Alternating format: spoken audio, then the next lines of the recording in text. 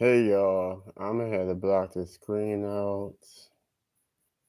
That's what we're about to have to do. But this live stream is called Improving My Public Reading because I read a lot on some of my videos and I just wanted to take the time to do a video where I read about um the lives of people or just read whatever and read publicly so all my subscribers could pretty much watch this video. And I'll try my best to do this often where I'll just pick an article and just read it and try to improve myself because I do at times mess up on words and shit like that. So right now I am going to take the time to read about Florence Ballard. I'm pretty sure a lot of you know her from being a member of the group The Supremes. Um,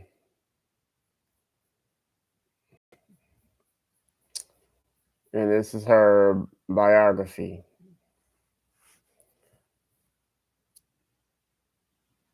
Is that supposed to be Nay or Nay? Or Florence Glenda Chapman, Nay Ballard, June 30th, 1943, February 22nd, 1976, was an American singer and founding member of the Motown vocal Supreme group The Supremes. She sang on 16 top 40 singles with the group, including 10 number one hits.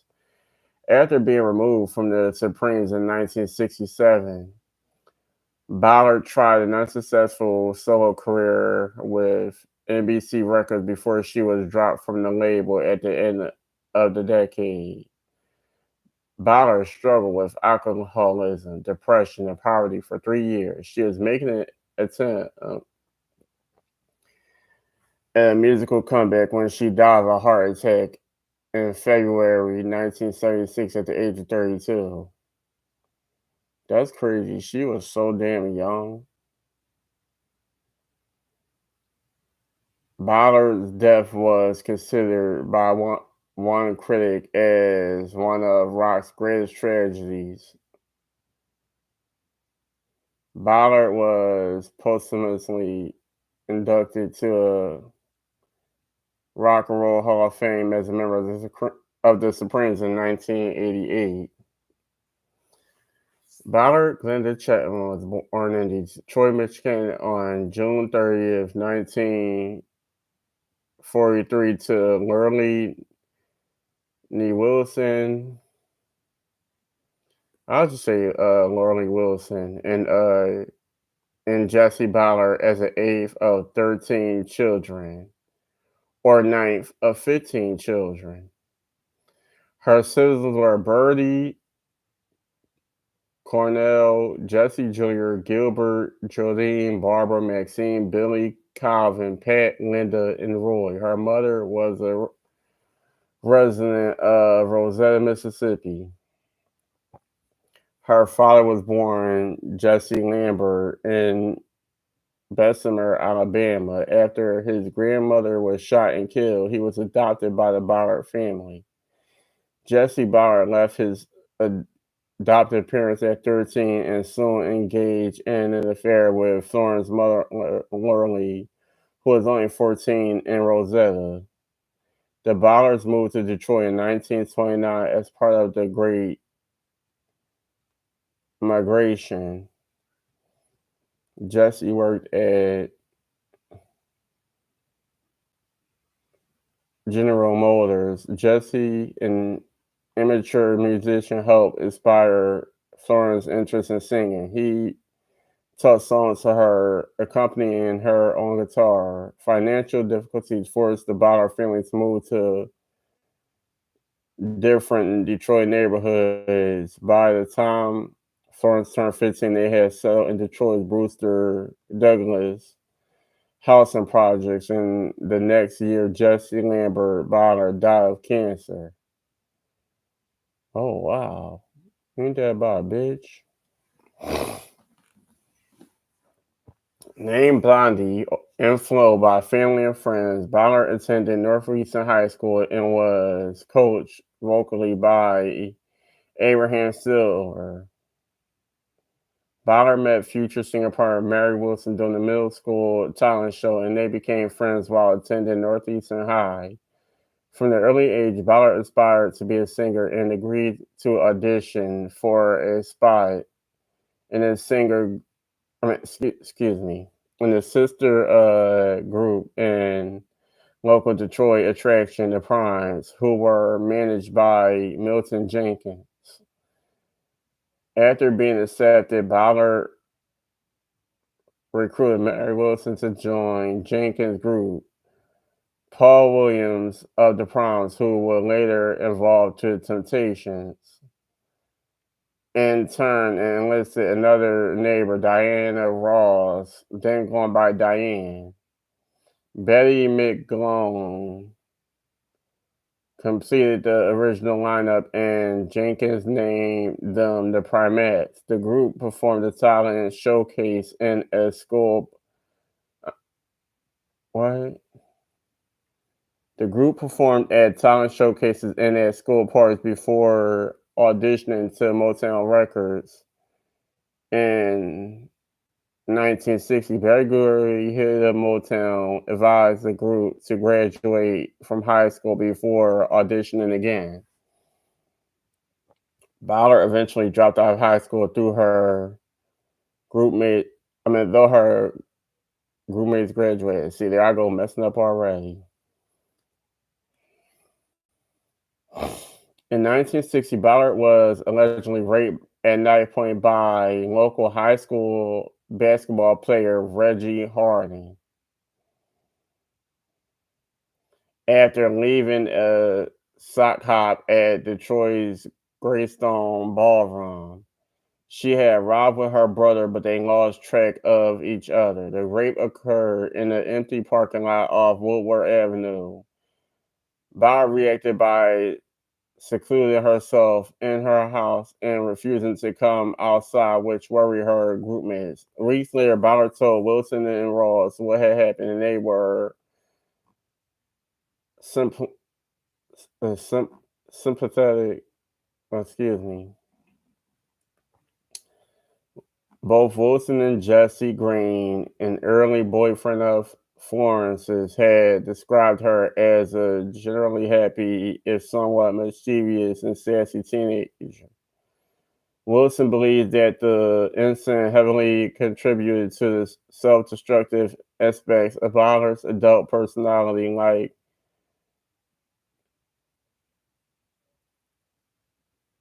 cynic, cynicism, what pess, pessimism, and what? Oh, what the fuck is that? And fear and distrust of others. But the rape was never mentioned again. I'm sorry, but his ass should have got locked up.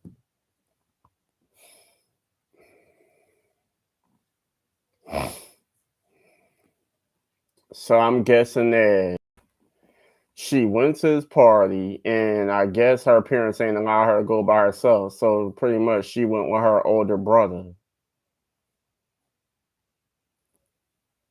maybe an older or younger brother, who knows? And in the mix of the party, everybody dancing and having a good time.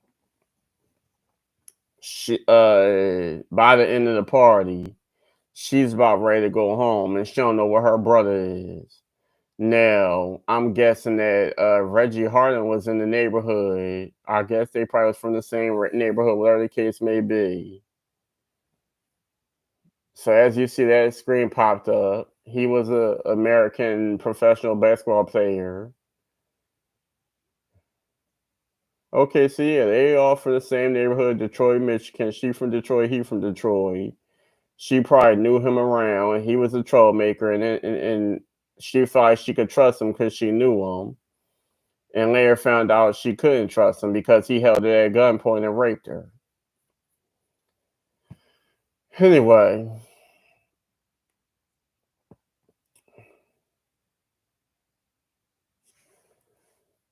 so this says career. The Supremes, 1959 to 1967.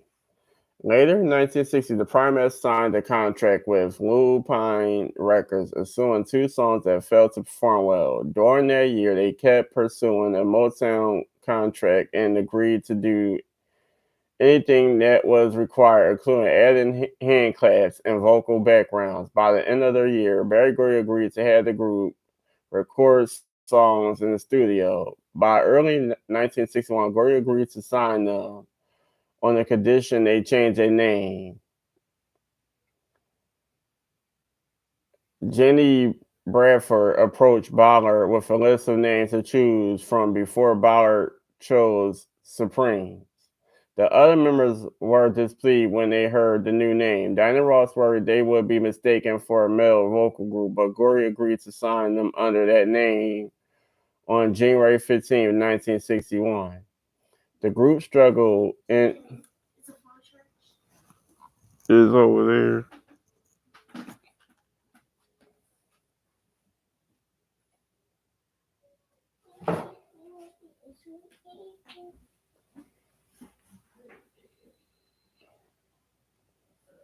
The group struggled in their early years with the label, releasing 8 singles that failed to crack the Billboard Hot 100. Oh, did I read that already?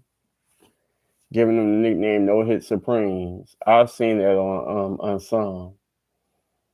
They called them No Hit Supremes. That's messed up. One track, Buttered Popcorn, led by Ballard, was a original hit in the Midwest, but still failed to chart. In the early spring of 1962, while the Marvelettes were on tour, Ballard briefly replaced its group member Wanda Young while she was on maternity leave. Before the release of their 1962 debut album, Meet the Supremes, Barbara Martin, who had placed Betty McGlone a year before they signed to Motown, left the group, and it became a trio. After the hit success of 1963's When the Love Light Starts Shining Through His Eye, Diana Ross became the group's lead singer. Barry Gordy was on some other shit, so he just had them all. So they was all supposed to be in the group, and then when they was on break, and another group, one of the members of another group couldn't sing for whatever reason, he'd take a member out of one group and try to put them in the other group until that member came back. So I'm guessing them. So I'm. Did it go that way where? Damn. I mean, I've seen Dream Girls, but you know how movies like to fabricate stuff. Hold on.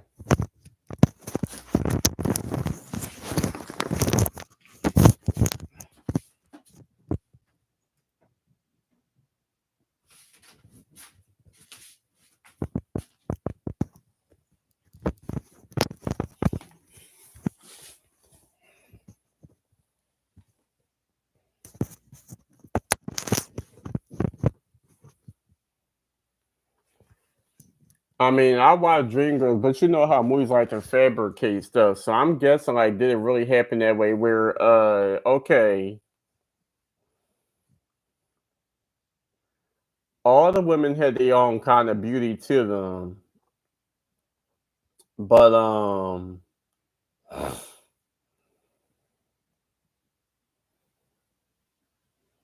it'll get to a point where they feel like one singer is prettier, she got a better voice than the other, so then they switch, or maybe they felt, I don't know, or maybe it was the other way. They just felt like Diana Ross had that soft and sweet voice for the Caucasian crowd, and Florence Ballard voice was too black because she had that strong voice, that loud voice, or whatever the case may be. Like, I'm pretty sure Florence Ballard could have sang soft and sweet, but she had that strong and loud voice, pretty much like Jennifer Hudson voice in the movie. How Beyonce playing Dina would sing soft and sweet, and Jennifer Hudson would give you that wild voice, kind of like shouting and screaming. And y'all know Jennifer Hudson played Effie. So anyway, where I was reading, the group struggled in their early years with the label, releasing 8 singles that felt to. Oh, I read that one track, Butter Popcorn. I like that song. Led by Ballard was a original hit in the Midwest, but still failed to chart. In the early spring of 1962, while the Marvelettes were on tour, Ballard briefly replaced his group member Wanda Young while she was on maternity leave. Before the release of their 1962 debut album, Meet the Supremes, Barbara Martin, who had replaced Betty McClone a year before they signed to Motown, left the group and it became a trio. After the hit success of 1963, when the love light started shining through his eyes, Diana Ross became the group's lead member. In the spring of 1964, the group released Where Did Our Love Go, which became their first #1 hit on the Billboard Hot 100, paving the way for 10 #1 hits recorded by Ross, Ballard, and Wilson between 1964 and 1967. After many rehearsals with Charlie Atkins and Maurice King, the Supremes live shows improved dramatically. Ballard sang lead on several songs on Supremes albums, including a cover of CM Cooke's "Ain't That Good News." During live shows, Ballard often performed the Barbra Streisand standard "People." According to Mary Wilson, Ballard vocals were so loud she was made to stand 17 feet away from the microphone during recording sessions. Marvin Gaye, for whom Ballard sang backing vocals on occasion, described her as a hell of a singer, probably the strongest of the three girls. Overall, Ballard contributed vocals to 10 #1 pop hits and 16 top 40 hit singles between 1963 and 1967.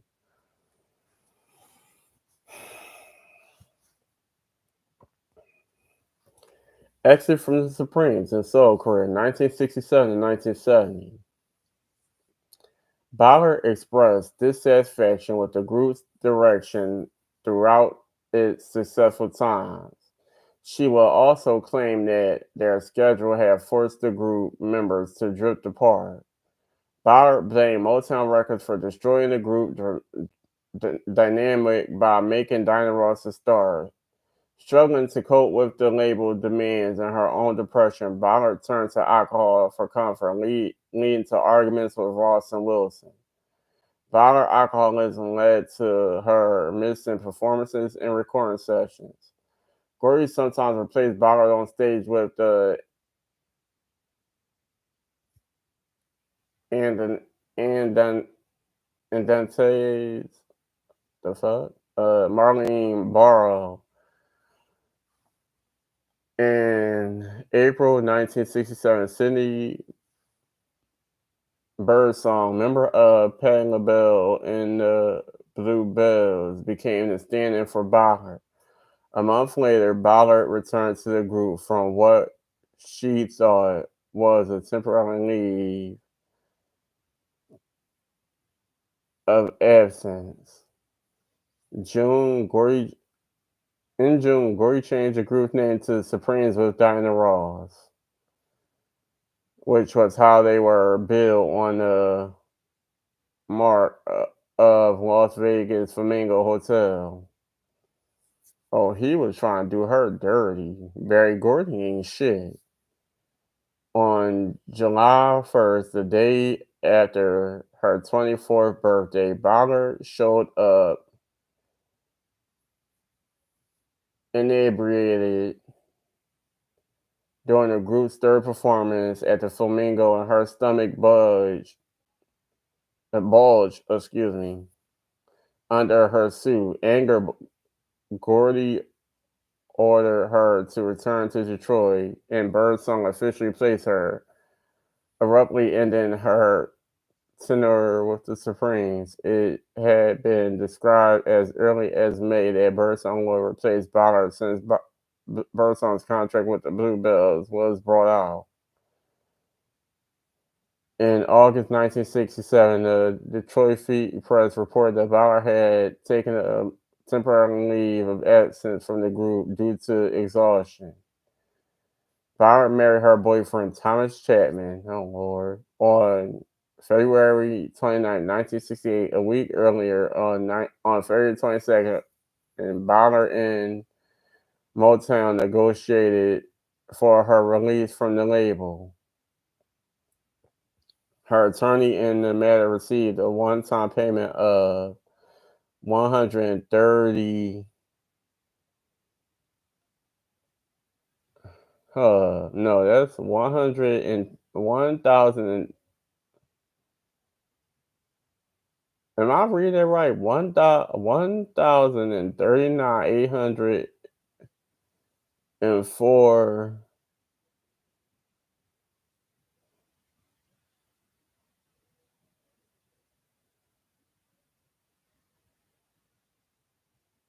dollars and 94 in royalties. I hope I'm reading that right. In earnings from Motown.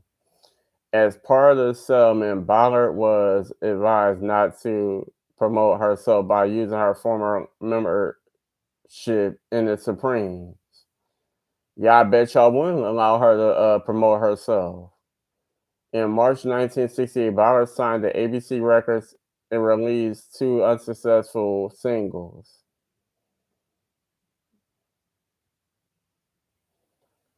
After an album for the label was shelved, her settlement money was depleted from the Chapman's management agency, Talent Management Inc.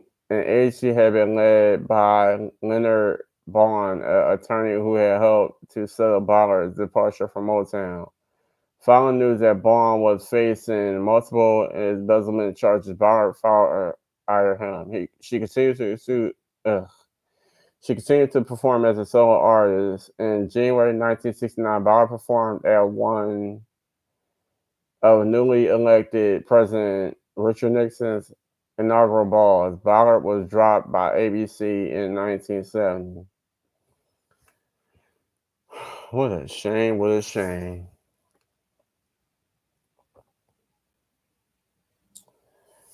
In early 1975, Ballard received a settlement from her former attorney insurance company. The money helped her buy a house on Shaftesbury Avenue. Inspired by the financial success, Ballard decided to return to singing so with her husband. Ballard's first concert performance in more than 5 years took place at the Henry and Edsel Ford Auditorium in Detroit on June 25, 1975. Ballard performed as part of the Young Little Defense League and was backed by female rock group The Deadly Nightshade. Afterwards, she began receiving interview requests. Jet magazine was one of the first to report on Ballard and her recovery. Death. Oh, the first one I read was Decline, then I read Comeback. All right, now this is Death. On February 21st, 1976, Ballard entered Carmel Mercy Hospital complaining of numbness in her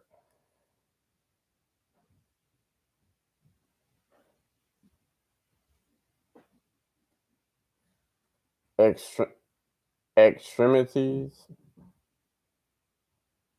What the hell is that?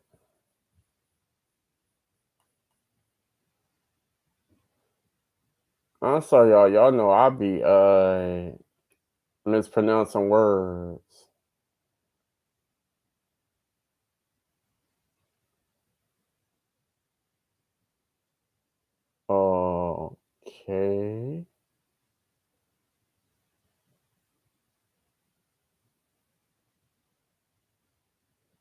Oh, y'all, my bad. I'll be mispronouncing stuff. Whoever decides to watch this video. Anyway, she died at 10:05 ET the next morning from cardiac arrest caused by a coronary thrombosis, a blood clot in one of her coronary arteries at the age of 32. Ballard is buried in Detroit Memorial Park Cemetery in Warren, Michigan.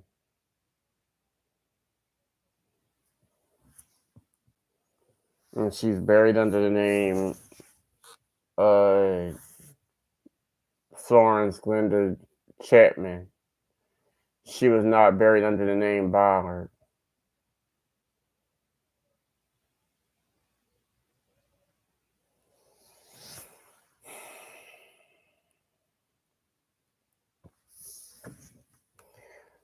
Florence Ballard's story has been referenced in a number of works by other artists. The 1980 song Romeo's Tune from Steve Forbert's album Jack Rabbit Slim is dedicated in area of Florence Ballard. In his short story, You Know They Got a Hell of a Band, Stephen King, the late disc jockey Alan Freed, includes Ballard as one of the deceased artists who performs in a town called Rock and Roll Heaven. Dreamgirls, a 1981 Broadway musical, chronicles a fictional group called The Dreams and a number of plot components parallel events in the Supreme's career. The central character of Effie White, like Florence Ballard, is criticized for being overweight and is fired from the group. The film version of Dreamgirls released in 2006 features more overt reference to Ballard's life in the Supreme story, including gowns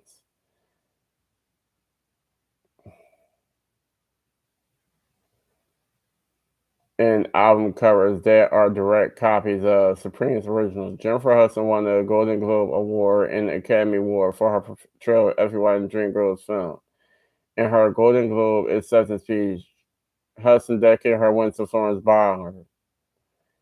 The music video for the Diana Ross song Missing You pays tribute to Marvin Gaye, Ballard, and Paul Williams, all former Motown artists who had died. In 1988, Ballard was inducted in the Rock and Roll Hall of Fame as a member of Supremes alongside Diana Ross and Mary Wilson.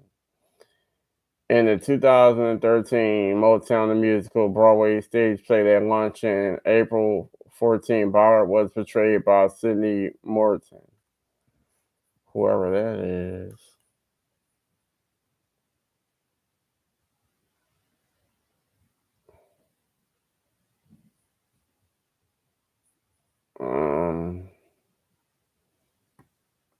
Okay. I guess.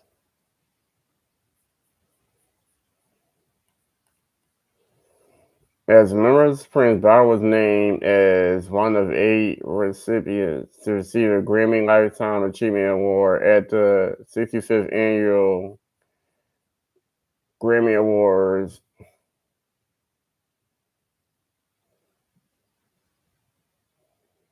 What?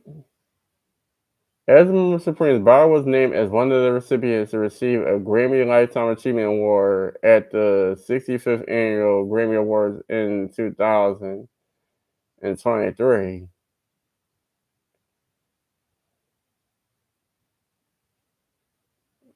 Oh, wow. What the hell the Grammys got going on?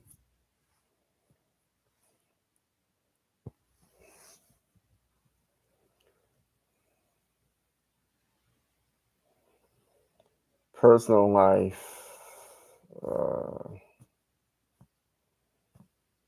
Ballard began dating Thomas Chapman, the Motown record chauffeur, in 1967. They married in a private celebration in Hawaii on February 29, 1968, and had 3 daughters, twins Michelle Denise, Nicole Renee, born 1968, and Lisa Sabrina, born 1972. Ballard reportedly had several domestic disputes with her husband and filed for divorce in 1973, but they reconciled in late 1975 prior to her death. Besides their three daughters, Ballard family included her cousin, rhythm blues singer and songwriter Hank Ballard, and his grandnephew, NFL player Christian Ballard.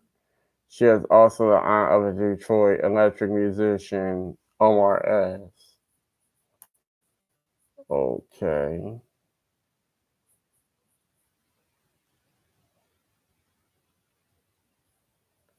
So this guy right here is related to Florence Ballard.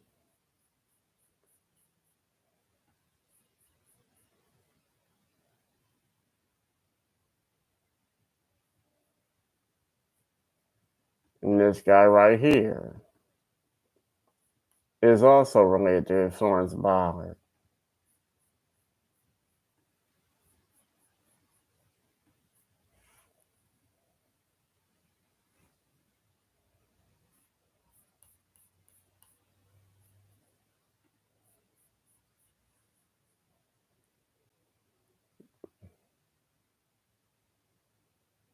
So that's the end of that story.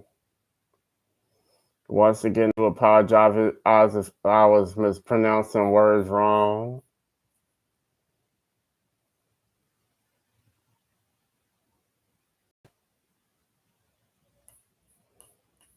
But that's the life of Florence Ballard.